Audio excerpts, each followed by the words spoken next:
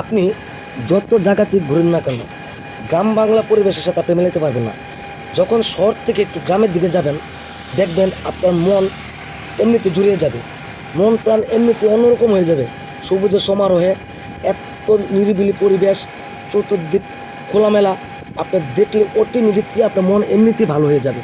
তাই তো আমি সুযোগ পেলেই গ্রাম বাংলায় ঘুরতে বেরিয়ে পড়ি। এখন আছি আমরা ইসাপুর, বিক্রমপুরের এদিকে। এখন আমরা শ্রীনগর উদ্দেশ্যে যাত্রা করলাম। দেখি কতক্ষণ লাগে। এরপর যাব সেকেন্ড নগর শ্রী কালী মন্দিরে। আজকে মাঘ পূজা, সেই জন্য আজকে বাসা থেকে বের হয়ে এসেছি মাকে দর্শন করবো বলে।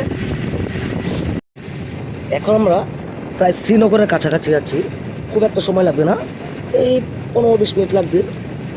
শ্রীনগর সেখানে যাব, সেখানে এক আত্মীয়র বাসা আছে, সেখানে আমরা কতক্ষণ রেস্ট নিব। রেস্ট নেওয়ার পর তারপর চলে যাব আমরা শেখানগর মা রক্ষাকালী মন্দিরে। সেখানে সারা রাত থাকবো। টাকার পরে মাঠ পূজা শেষ করতে পারি কিনা জানি না, তারপরে দেখি সকাল হলে পরে সেখান থেকে বা ভোরবেলায় সুযোগ পেলে রওনা দিয়ে দিব। মা তুমি রক্ষা করো।